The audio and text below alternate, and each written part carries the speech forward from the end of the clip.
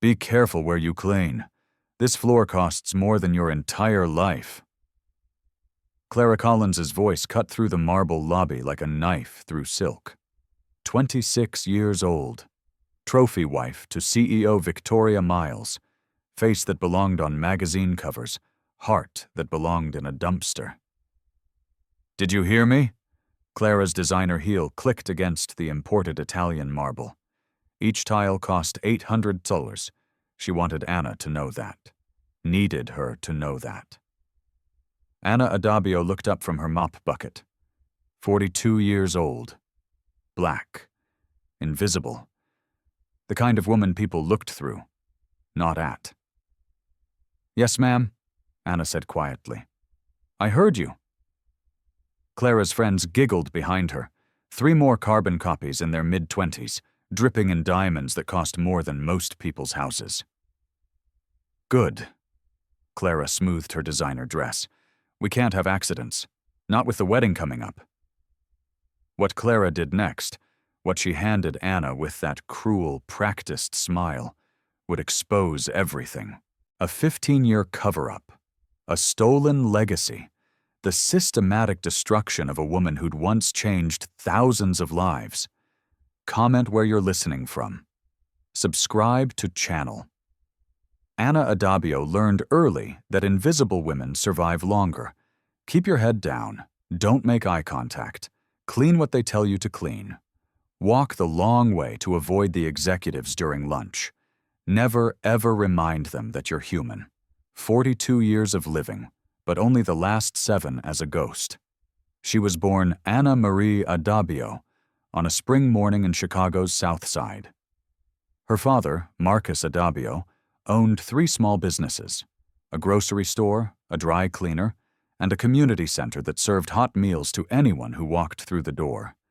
Her mother, Grace, taught at the local elementary school and ran a reading program on weekends. Not rich, but comfortable, respected, known. Anna grew up watching her parents give. Money to families who couldn't make rent. Jobs to teenagers who needed a second chance. Hope to a neighborhood that the city had forgotten. When Anna was 16, her father did something that would change everything.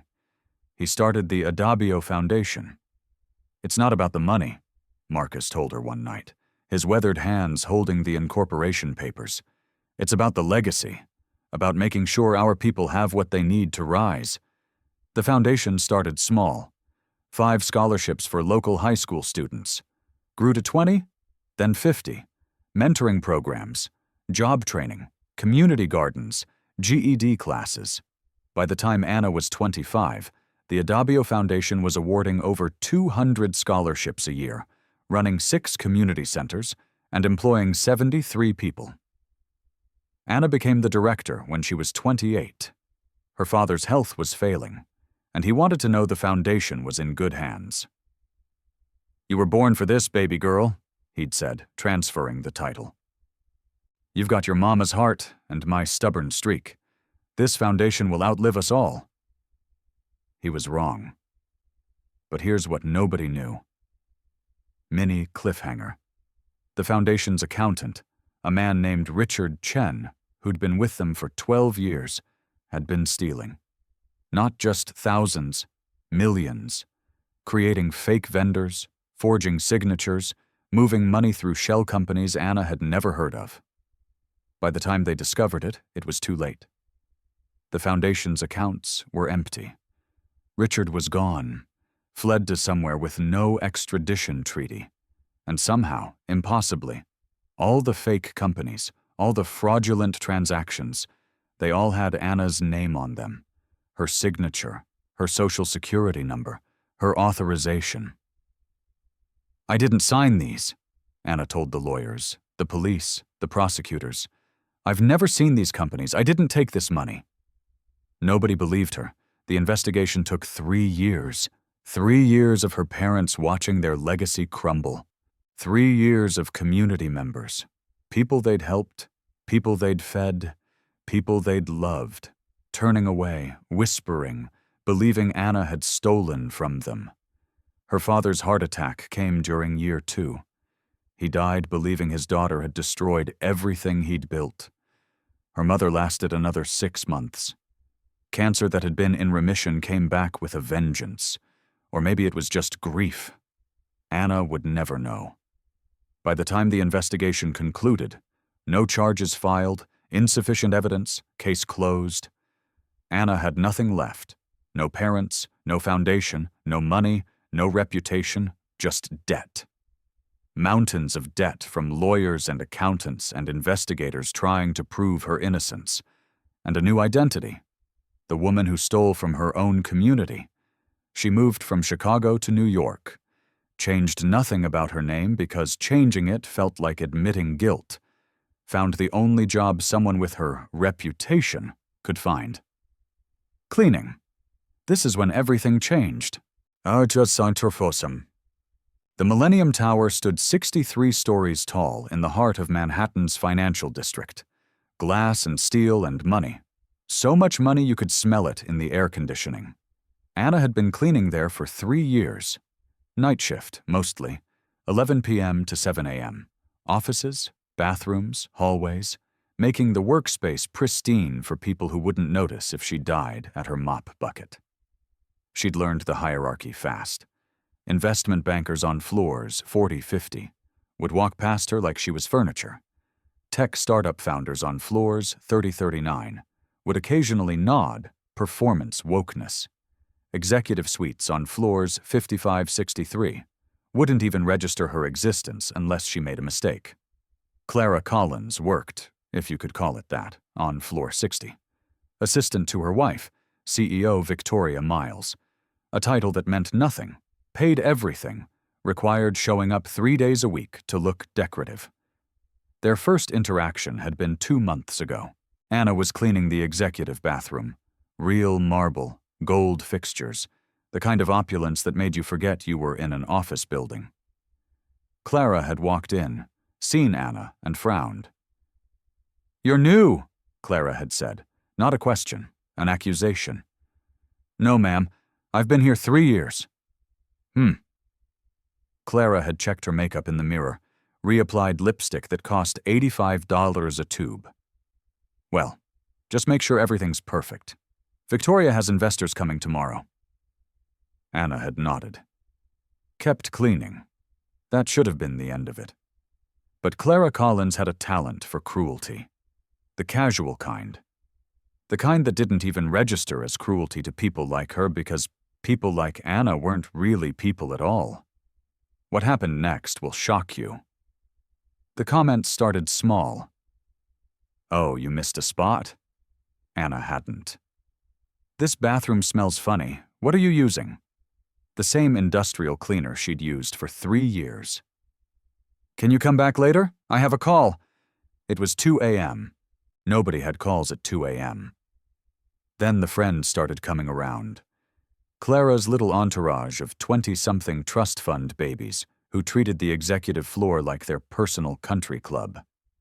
They'd sit in the break room, the nice one, with the espresso machine and the view, and talk about Anna like she wasn't 10 feet away, mopping their spills. "Does she even speak English?" one of them had asked last week. "I don't know, I've never really talked to her." Clara had laughed. "Do you talk to your vacuum cleaner?" More laughter. Anna had kept mopping, kept her face blank, kept her dignity tucked tight around her like armor. Because that's what her mother had taught her in those last painful months before the cancer won. Dignity is not something people give you, Anna. It's something you carry. No matter what they take from you, your money, your reputation, your name, they cannot take your dignity unless you hand it to them. Anna hadn't handed it over. Not in 7 years. Not once. But Clara Collins was about to test that resolve in ways Anna never imagined. The wedding invitation came on a Tuesday. Anna was cleaning the break room on floor 60, emptying trash cans that held the remnants of lunches that cost more than her weekly grocery budget. Sushi from that place in Tribeca. Salads from the organic spot with the $22 grain bowls.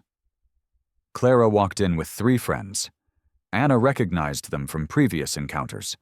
Madison, daddy-owned hotels. Ashley, trust fund from tech IPO. And Brittany, couldn't remember, didn't care.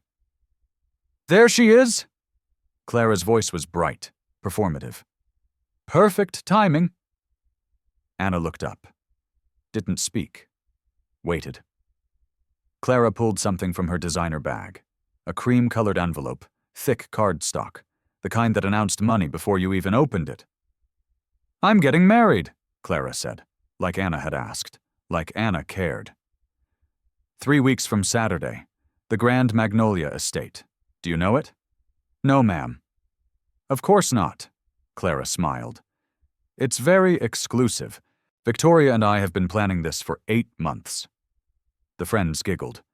Some inside joke Anna wasn't part of and didn't want to be. Anyway. Clara held out the invitation, actually held it out. "I want you to come." Silence. Anna stared at the envelope. This was a trap. Had to be. People like Clara didn't invite their cleaning ladies to their weddings. "Ma'am, I don't think—" No, I insist." Clara's smile got wider. Sharper. "It would mean so much to have you there. You work so hard. You deserve a night of luxury." The friends were barely containing their laughter now.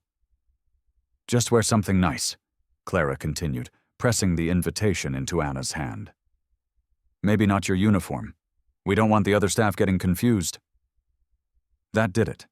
The friends erupted in laughter. Not polite chuckles. Full, cruel laughter that echoed off the marble walls. "Maybe she can help clean up after," Madison stage whispered. More laughter. Clara winked at Anna. Actually winked. "See you there!" They left in a cloud of expensive perfume and entitled giggles. Anna stood alone in the break room, holding the invitation like it might explode. Her hands were shaking. Not from fear, from rage. Pure, distilled, 7 years in the making rage. That was her first mistake. Anna didn't open the invitation until she got home. Home was a 4th-floor walk-up in Washington Heights. The elevator hadn't worked in 6 years. The heat was inconsistent. The neighbors were loud. But the rent was $1,800 a month, and that was all Anna could afford after sending money to pay down the debts that still followed her from Chicago. She climbed the stairs slowly. Her knees ached. 42 wasn't old, but 7 years of night shifts and physical labor had aged her body in ways that didn't show in mirrors. Inside her apartment, studio, 400 square feet, everything she owned visible from the doorway, Anna sat on the edge of her bed and opened the envelope. The invitation was beautiful. Embossed. Gold leaf. Font that probably had a French name. "Clara Collins and Victoria Miles request the honor of your presence, Grand Magnolia Estate black tie, 3 weeks from Saturday, 7 p.m. Black tie?" Anna laughed. Actually laughed. The sound bitter and broken in the quiet apartment. Black tie. Clara knew damn well Anna didn't own anything that qualified as black tie. Knew she couldn't afford it. Knew this invitation was a joke designed to humiliate. Show up in her Sunday church dress, the only nice thing she owned, and become entertainment for Clara's wealthy friends. Or don't show up and prove she knew her place. Either way, Clara won. Anna set the invitation on her tiny kitchen counter, looked around her apartment, at the second-hand furniture, the clothes hanging in the closet that barely qualified as a closet, the photos on the wall, the only things of value she still owned. Her parents, young, smiling, standing in front of the first Adabio Foundation Community Center. 1998, before everything fell apart. Another photo. Anna at 28, accepting some award for community service, wearing a dress that had cost $400, surrounded by people who respected her, loved her, believed in her. She looked like a different person, confident, powerful, seen. They have no idea who I really am, Anna whispered to the empty apartment. The photographs didn't answer. But somewhere in Anna's chest, something shifted. Something that had been buried under 7 years of survival and silence and invisible labor. Pride. Not the destructive kind. The kind her mother had carried, the kind that said, "I am worth more than your cruelty. I am more than you will ever see." Anna picked up her phone, scrolled to a contact she hadn't called in 2 years. Janet Morrison. Fashion designer. Best friend from college. The only person from Anna's old life who'd never stopped believing her. The phone rang 3 times. Anna? Oh my God, Anna? Is that really you? Hey, Janet. Anna's voice cracked. I need your help. What happened next will change everything. Janet Morrison lived in a renovated brownstone in Brooklyn, the kind of place that had been purchased for $200,000 in the 90s and was now worth $3.5 million.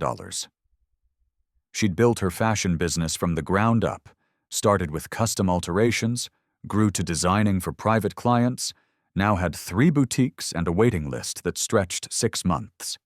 She'd offered Anna money during the investigation, offered a job, offered a place to stay. Anna had refused it all. Pride, maybe, or shame, or the bone-deep certainty that accepting help meant admitting she couldn't survive on her own. But this was different. This wasn't about survival. This was about showing Clara Collins and everyone like her that Anna Adabio wasn't invisible, wasn't powerless, wasn't less than. Janet opened her door wearing paint-splattered overalls and a smile that could light up a stadium. Get in here. She pulled Anna into a hug that smelled like jasmine and expensive coffee. 7 years and you look exactly the same. I look tired. Tired is just another word for seasoned. Janet pulled back, held Anna at arm's length. Now tell me everything, and I mean everything. They sat in Janet's kitchen. White marble counters, professional-grade appliances, the kind of space Anna used to have in a different life. And Anna told her. The invitation. Clara's cruelty. The trap. She wants me to be entertainment, Anna said. Show up looking out of place. Let her friends laugh. Prove I know my place. Janet's expression had gone from sympathetic to calculating. She stood up, started pacing. When is this wedding? 3 weeks from Saturday. Black tie? Yes. Grand Magnolia Estate. I know the venue. Did a dress for a bride there last year. Old money. Real old money. Janet stopped pacing, looked at Anna with an intensity that was almost frightening. Do you want to go? Anna hesitated. Did she? I don't know. Maybe I should just ignore it. That's what she wants, Janet said. She wants you to know your place. Stay quiet. Stay invisible. She sat back down, took Anna's hands. But you're not invisible, Anna. You never were. The Adabio Foundation changed thousands of lives. Your parents were heroes. You were a hero. That's over. It's not over until you say it's over. Janet squeezed her hands. And I think showing up to that wedding, looking like the queen you actually are, might be the most revolutionary thing you've done in 7 years. Anna felt something in her chest. Hope, maybe, or terror, or both. I can't afford a dress. I'm not talking about a dress. Janet stood up, started pulling Anna toward her design studio. I'm talking about a statement. I'm talking about walking into that venue and reminding every person there that they don't know shit about who's serving their champagne or cleaning their floors. She opened the studio door. Fabric everywhere. Sketches pinned to walls. 3 mannequins wearing dresses that belonged in museums. I'm talking about making Clara Collins realize she just made the biggest mistake of her privileged life. Janet grabbed a sketch pad, started drawing with quick, confident strokes. "We have 3 weeks. That's enough time to create something they'll never forget." Anna watched the sketch take shape. A dress, not just any dress. A gown. Simple lines. Elegant. Powerful. The kind of dress that didn't scream for attention because it didn't need to. The kind of dress that made people stop and stare and wonder who you were. "Janet, I can't let you—" "You're not letting me do anything. I'm doing this because you're my friend. Because what they did to you was bullshit. Because your parents would have done the same for me." Janet looked up from her sketch. "And because I'm tired of watching you disappear." Anna felt tears burning behind her eyes. Couldn't speak, could only nod. "Good." Janet went back to sketching. "Now, let me tell you what we're going to do. Comment where you're listening from. Have you ever been underestimated?" The next 3 weeks became a strange kind of dream. Anna still worked her night shifts, still cleaned the executive bathrooms and mopped the marble floors that cost more than her life. Still nodded politely when Clara walked past with her friends, their giggles following Anna down the hallway like ghosts. But now there was something else. Fittings on Sunday afternoons at Janet's studio, the dress taking shape piece by piece. Deep emerald green silk that moved like water. Hand-beaded details that caught the light. A neckline that was modest but powerful. "You're going to walk in there, and every person is going to know you're somebody," Janet said during the final fitting. "Not because of the dress, because of how you carry yourself in it." Anna stood in front of the full-length mirror. Barely recognized herself. The dress fit perfectly, made her look taller, stronger, more like the woman in those old photographs than the ghost she'd become. "I don't know if I can do this," Anna whispered. "Yes, you can." Janet came to stand beside her. "Because you've already survived worse. You survived losing everything. You survived 7 years of being treated like you don't matter. You survived their cruelty and their judgment and their erasure." She met Anna's eyes in the mirror. "Walking into a wedding in a beautiful dress? That's the easy part." Anna also did something else during those 3 weeks, something she hadn't done in 7 years. She went to her storage unit. It was in the Bronx, cost $85 a month she could barely afford, but she'd never been able to let it go.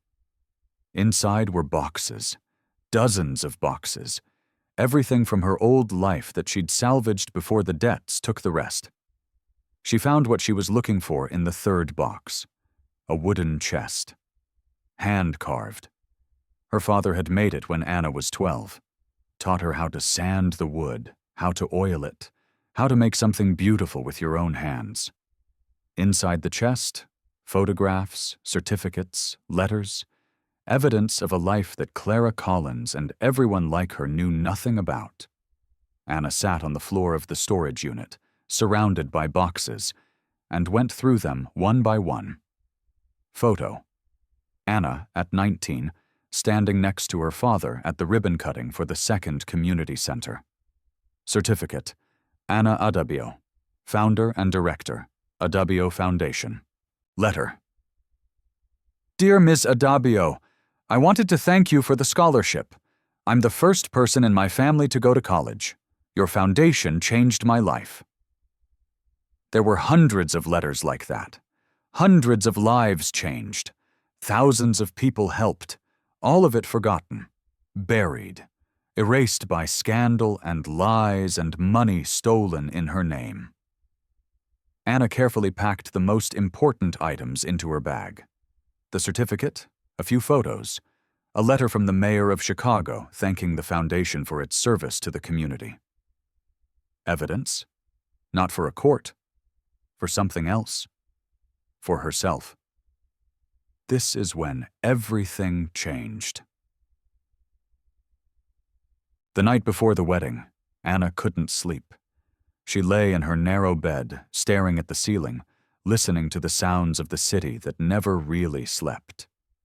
Sirens, voices, music from the bar 3 buildings down. In her closet hung the dress, emerald green, perfect, terrifying. Tomorrow night she would walk into the Grand Magnolia estate, would face Clara Collins and her friends and everyone like them, would either prove she was more than they thought or confirm every cruel assumption they'd ever made. Her phone buzzed. Text from Janet. "You awake?" "Yeah." "Nervous?" "Terrified."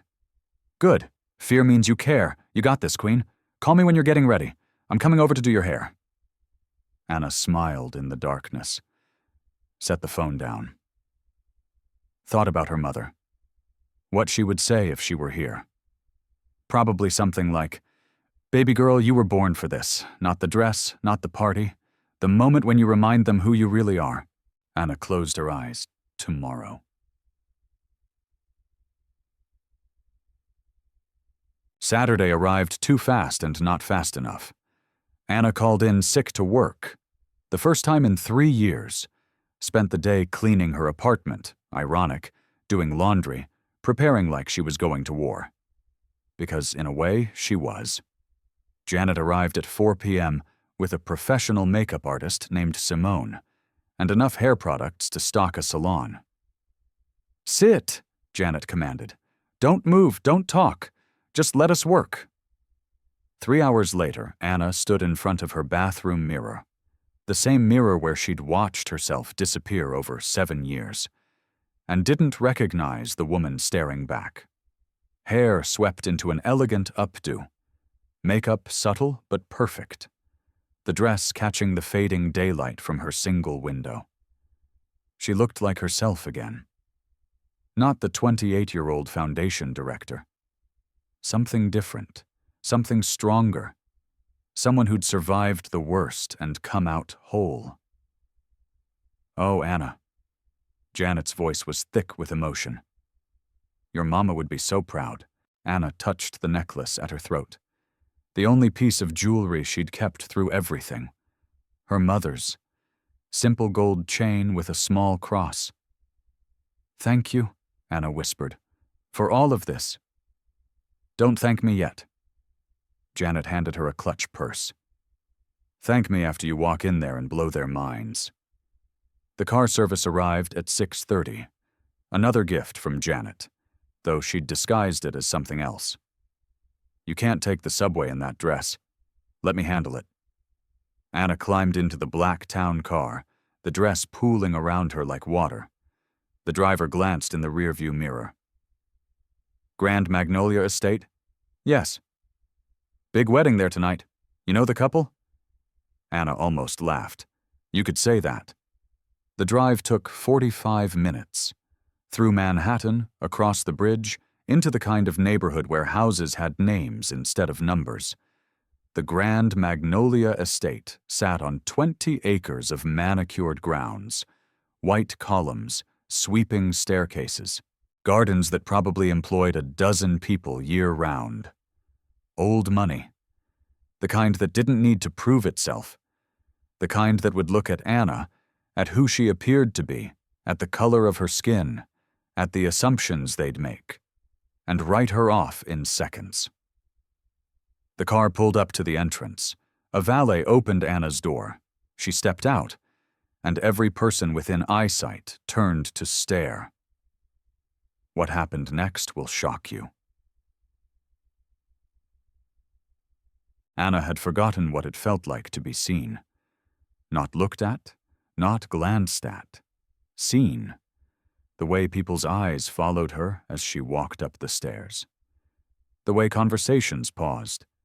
The way the woman checking invitations at the door actually smiled, genuinely smiled, and said, "Welcome. You look absolutely stunning." Inside, the Grand Magnolia Estate was everything money could buy and taste couldn't quite achieve. Crystal chandeliers, ice sculptures, a string quartet playing something classical and expensive. And people. Hundreds of people. dripping in diamonds and designer labels and the kind of confidence that came from never having to worry about anything real. Anna stood in the entrance, taking it all in, feeling her heart hammer against her ribs. She could still leave. Walk back out. Pretend this never happened. Then she saw Clara, standing with a group of friends, Madison, Ashley, Brittany, plus others Anna didn't recognize. All of them in expensive dresses. All of them beautiful. All of them laughing about something. Clara turned, saw Anna. Her face did something complicated. Confusion, then recognition, then something close to panic. She said something to her friends. They all turned to look. Anna lifted her chin, walked forward. Every eye in the room followed her. Clara broke away from her group, moved to intercept Anna halfway across the room. Her smile was fixed. Brittle. Anna. She said it too loud. I didn't think you'd actually come. You invited me? Anna's voice was calm, steady. It would have been rude not to attend. Clara's eyes scanned Anna's dress, her hair, her makeup, trying to find something wrong, something to mock, coming up empty. You look, Clara struggled. Nice. Very nice. Thank you. Anna smiled. You look lovely too. Congratulations on your wedding. Other guests were drifting closer now. Curious. A black woman in an emerald dress who clearly didn't fit Clara's usual social circle. Well, Clara's voice had an edge. Enjoy the party. There's champagne at the bar, catering stations around the garden. She started to turn away. Clara, Anna kept her voice gentle. Aren't you going to introduce me to your friends? Clara froze, turned back. Her smile looked painful. Everyone, this is Anna. She works at... Clara paused, couldn't say it, couldn't admit she'd invited the cleaning lady. She's an old acquaintance. The friends nodded politely, bored already. Actually, a voice said from behind Anna, Anna and I go way back. Anna turned. An older man, 70s maybe, black, well-dressed, leaning on a cane, stood smiling at her. His face was familiar, but Anna couldn't place it. I'm sorry, Anna said. Do we know each other? Charles Montgomery, the man said. I worked with your father, at the foundation. I ran the scholarship program for 5 years before I retired. The room tilted. Charles Montgomery. She remembered now. One of her father's oldest friends. He'd testified during the investigation, had tried to help prove Anna's innocence. Mr. Montgomery. Anna's voice was barely a whisper. Is that really you, Anna Adabio? Charles came closer, leaning on his cane. My God, I haven't seen you since the investigation. Anna finished. Yes. Clara was watching this exchange with growing confusion. Investigation, she repeated. Charles ignored her, kept his eyes on Anna. Your father would be so proud to see you here, standing tall. You look just like your mother, you know. Grace had that same quiet strength. Anna felt tears threatening, blinked them back. Thank you, she managed. Other guests were gathering now. Curious. An old black man talking to a young black woman about fathers and foundations and investigations. Wait, someone said. Did you say Adabio, as in the Adabio Foundation? Charles turned. You know it? Of course. My cousin got a scholarship from them. Changed his whole life. Went to Howard, became a doctor. The woman, 50-something, expensive jewelry, kind eyes, looked at Anna. Are you related? Anna opened her mouth. Didn't know what to say. Charles answered for her. This is Anna Adabio, founder and former director of the foundation. Her parents started it 30 years ago. The crowd went quiet. Clara's face had gone pale. Wait, you ran a foundation? You're a cleaning lady, Anna finished. Yes, I clean your office building. I've been cleaning it for 3 years. She turned to face the growing crowd of guests, all of them staring, all of them reassessing, trying to fit this new information into their assumptions about who belonged where. My family started the Adabio Foundation in Chicago in 1992, Anna said. Her voice was steady, clear. We gave out scholarships, ran community centers, helped thousands of people. She paused. Then our accountant stole everything, millions of dollars, and somehow all of it appeared to have my signature, my authorization. Murmurs through the crowd. The investigation cleared me, eventually, but by then my parents were dead. The foundation was gone, and I had nothing left except debt and a reputation as the woman who stole from her own community. Anna looked at Clara, really looked at her.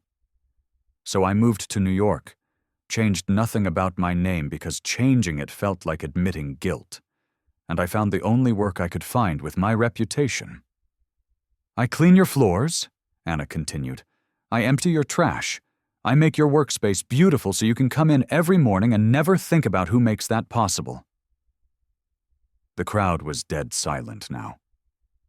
And you invited me here as a joke, Anna said to Clara, as entertainment, to watch me show up in something inappropriate and prove that I know my place.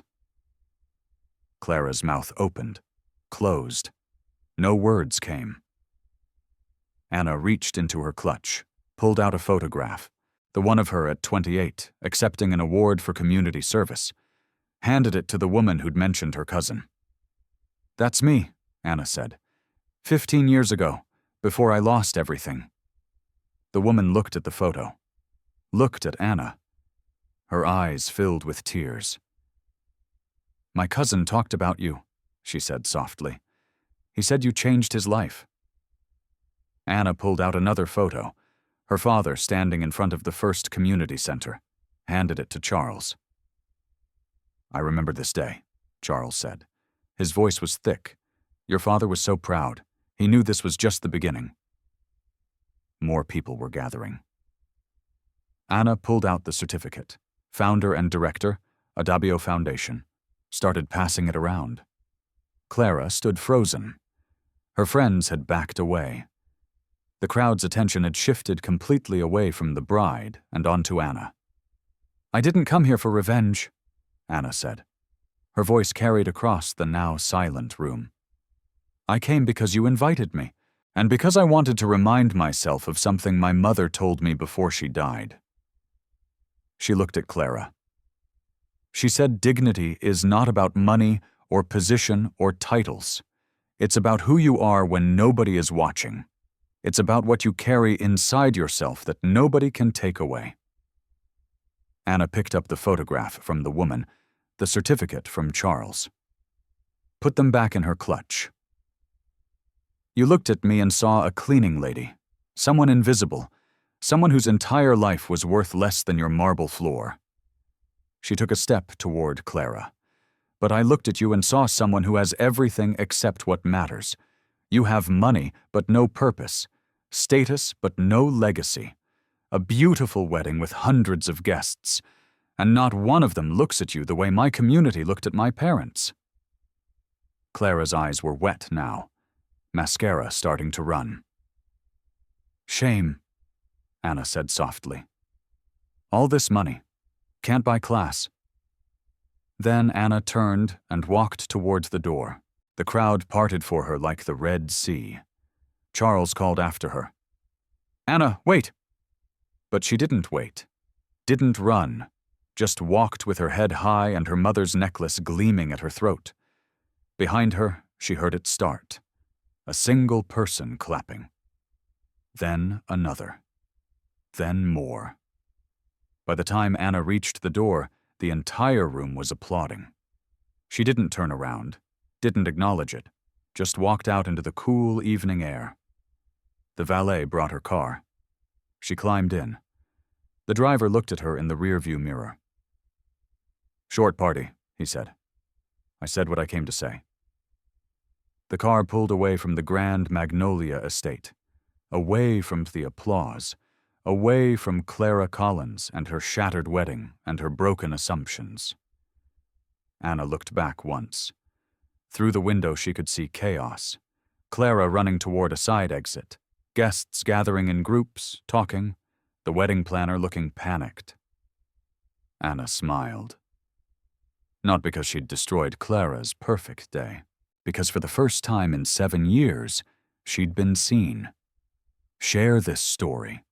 Drop your experience in the comments. The next morning, Anna's phone wouldn't stop ringing. Charles Montgomery, the woman whose cousin got the scholarship, 3 other guests from the wedding, all of them wanting to talk, to help, to offer something. Janet called at noon. "I saw the video," she said. "What video?" "Someone recorded your speech, posted it on TikTok. It has 2 million views." Anna sat up in bed. "What?" "You're viral, babe. Cleaning lady reveals she founded major charity. People are sharing it everywhere." Anna pulled up TikTok on her phone, found the video immediately. There she was, in the emerald dress, telling her story. The camera had been shaky, someone filming on their phone from the crowd, but the audio was clear. The comments were overwhelming. "This made me cry." I would have done the same thing. The way she carried herself, that's dignity. Someone find this woman and give her everything she deserves. More calls. A reporter from the New York Times wanting an interview. A producer from a morning show. Someone from a podcast about social justice. Anna ignored most of them, but she answered when Charles Montgomery called again. "I've been making calls," he said without preamble. "Talking to people, old board members from the foundation, community leaders, people who remember what your family did." "Mr. Montgomery." "We want to restart it," Charles said. "The Adabio Foundation. I've got commitments for $500,000 in seed funding. 3 major donors who remember your parents. They want to see the foundation rise again." Anna couldn't speak. "But we need you," Charles continued, "not as a figurehead, as the director, the real director, the one who knows what the community needs because you've been part of it, because you've survived in ways most of us can't imagine." "I don't know if I can—" "Anna," Charles's voice was gentle. "You've been surviving for 7 years. It's time to start living again." 6 months later, Anna walked into the newly opened Adabio Foundation Community Center in Harlem. Not as big as the old ones in Chicago. Not yet. But it was a start. Scholarship program. 15 students funded for their first year. Job training program, starting next month. Community garden, breaking ground in the spring. Anna stood in the main room, fresh paint, donated furniture, everything still smelling new, and felt something she hadn't felt in years. Purpose. Her phone buzzed. Text from an unknown number. "I saw what you're doing. The foundation. I wanted you to know I'm sorry. Clara." Anna stared at the message for a long moment, then deleted it. Some apologies came too late. Some people you forgave not because they deserved it, but because carrying the anger took up space you needed for other things. Clara Collins had taught Anna something important that night at the Grand Magnolia estate. Not that revenge was sweet. It wasn't, really, but that reclaiming yourself, standing in your truth, refusing to stay invisible even when the world wanted you to disappear. That was power no amount of money could buy. Anna put her phone away, walked through the community center, touched the walls that would soon hold photos of scholarship recipients, the kitchen that would serve hot meals, the classroom where they'd teach GED courses. Janet appeared in the doorway. "Ready for the ribbon cutting?" "Almost." Anna picked up a framed photograph she'd brought from storage. Her parents, young, smiling, standing in front of that first community center in 1992. She hung it on the wall. "Now I'm ready." Outside, a small crowd had gathered. Former scholarship recipients, community members, Charles Montgomery with his cane, the reporter from the Times who'd written Anna's story, and in the back, wearing a simple dress and sunglasses, someone who looked a lot like Clara Collins. Anna pretended not to see her. The ribbon cutting was simple. A few words from Charles. A speech from Anna that was shorter than anyone expected. My father used to say that legacy isn't about the buildings you build or the money you raise. It's about the lives you touch, the people you help rise when they didn't think they could. She paused. The last 7 years taught me something he never could. That sometimes you have to fall before you can understand how to help others rise. That being invisible shows you who the invisible people really are. That surviving makes you stronger than winning ever could. Anna looked at the crowd. This foundation isn't about me. It never was. It's about every person who's been told they don't matter, who's been looked through instead of at, who's been treated like they're less than because of where they're from, or how much money they make, or what they do for a living. She smiled. We see you. We always have. The crowd applauded. The ribbon was cut. People streamed into the community center. Anna stood outside for a moment, watching them go in. Charles came to stand beside her. Your parents would be proud, he said. I know. You did it, Anna. You survived. And now you're thriving. Anna thought about Clara Collins standing in the back of the crowd, about the marble floors she used to clean, about the 7 years of being invisible. I did more than survive, Anna said. I remembered who I was, and I decided that was enough. Have you ever been underestimated? Drop your story in the comments. 1 year later, the Adabio Foundation had grown beyond Anna's wildest dreams. 3 community centers in New York, scholarship programs serving 80 students, job training that had placed 43 people in careers, a waiting list for services that stretched 6 months. The video from Clara's wedding, now with over 20 million views, had sparked a national conversation about class, dignity, and the invisible labor force that kept America running. Anna had been interviewed by NPR, featured in Time magazine, invited to speak at conferences. She'd said no to most of it. The foundation was the work. The rest was noise. But she said yes to one thing, a documentary about her family's legacy, about the rise and fall and rise again of the Adabio Foundation, about what it means to lose everything and find yourself on the other side. The film premiered at a small theater in Harlem. Anna sat in the back row, watching her life play out on screen. Her parents, the foundation's early days, the investigation, the collapse, the 7 years of cleaning offices, and the wedding. That moment when she'd stood in front of Clara Collins and everyone like her and refused to be invisible anymore. When the credits rolled, the audience stood and applauded. Anna slipped out before anyone could stop her for photos or questions. Outside, the city hummed with life. People rushing to dinner, street vendors calling out, music from an open window. Anna walked slowly, breathing in the cool evening air. Her phone buzzed. Janet. Where did you go? Everyone wants to talk to you. I'm walking home. Anna, you can afford a car service now. The foundation is funded. You don't have to. I know, Anna said, but I like walking. It reminds me where I came from. She hung up before Janet could argue. Walked through neighborhoods that had once felt dangerous and now just felt like home, past the building where she still lived. Hadn't moved, even though she could afford to now.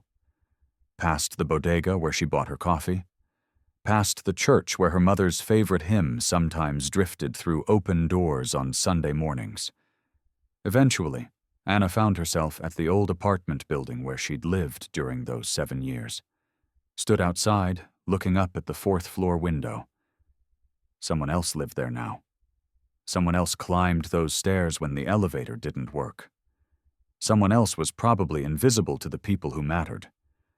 Anna hoped they knew what she knew now. That being invisible was temporary. That dignity couldn't be taken. Only given away. That surviving made you stronger than people who'd never had to fight. Her phone buzzed again. Unknown number. Anna almost didn't answer. Hello? Miss Adabio? A young woman's voice. My name is Teresa. I got your scholarship. The Adabio Foundation scholarship. I'm calling because I wanted to say thank you. Anna's throat tightened. You don't have to thank me. I do, though. I'm the first person in my family going to college. My mom cleans houses. My dad does construction. They work so hard, but they couldn't afford to send me to school. The girl's voice cracked. Your scholarship. It changed everything. I'm studying to be a teacher. I want to come back and help kids like me. Kids who think they don't have a shot. Anna closed her eyes. Thought about her father. About all those nights he'd stayed up late, working on grant applications, making phone calls, believing that one scholarship could change everything. You're going to be an amazing teacher, Anna said. And when you're ready, if you want to come work with the foundation, we'll be here. Really? Really? We're always looking for people who remember where they came from. They talked for a few more minutes. Teresa told her about her classes, her dreams, her little sister who wanted to be a doctor. When they hung up, Anna stood on the sidewalk and cried. Not sad tears, not even happy tears. Something else. Relief, maybe, or fulfillment. The feeling of a circle closing, a legacy continuing, her mother's voice in her head. You were born for this, baby girl, not the money, not the recognition, this, helping people rise.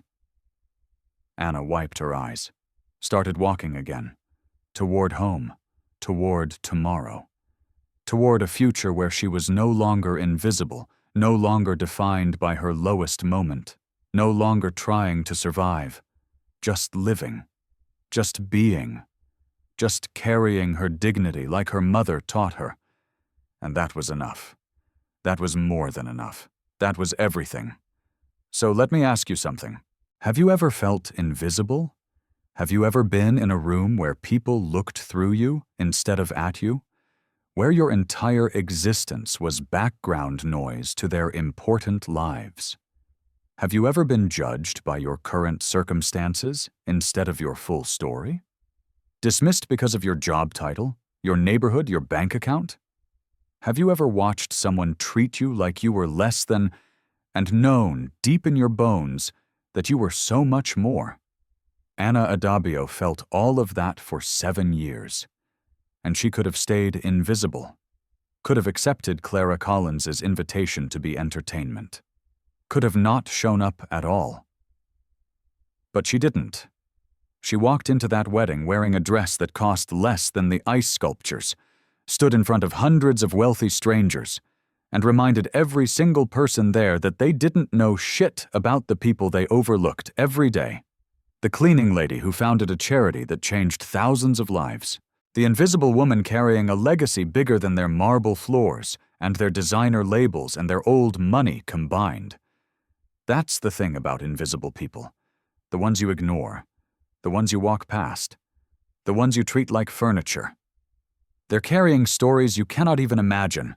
Anna's cleaning the office building where Clara works.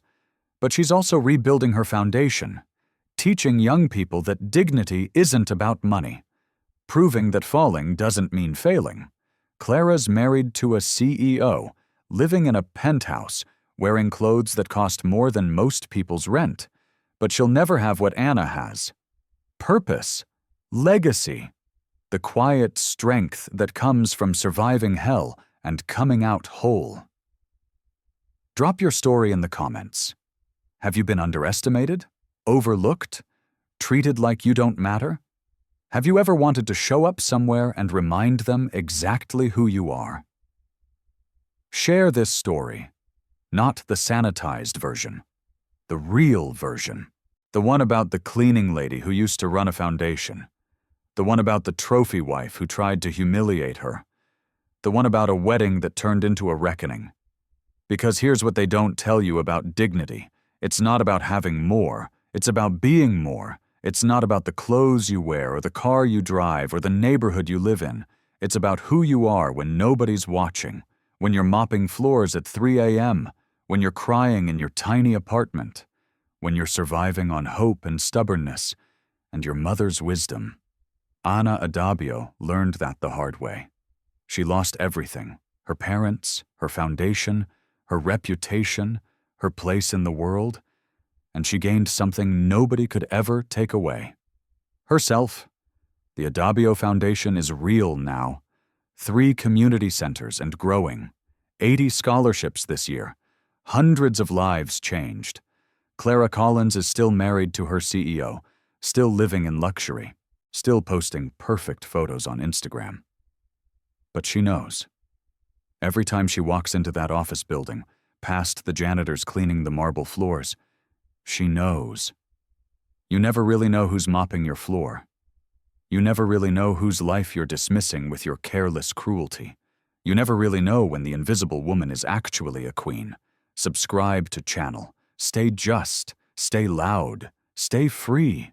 And never, ever let them convince you that where you are now is all you'll ever be. Ana Adabio didn't. Neither should you. Neither.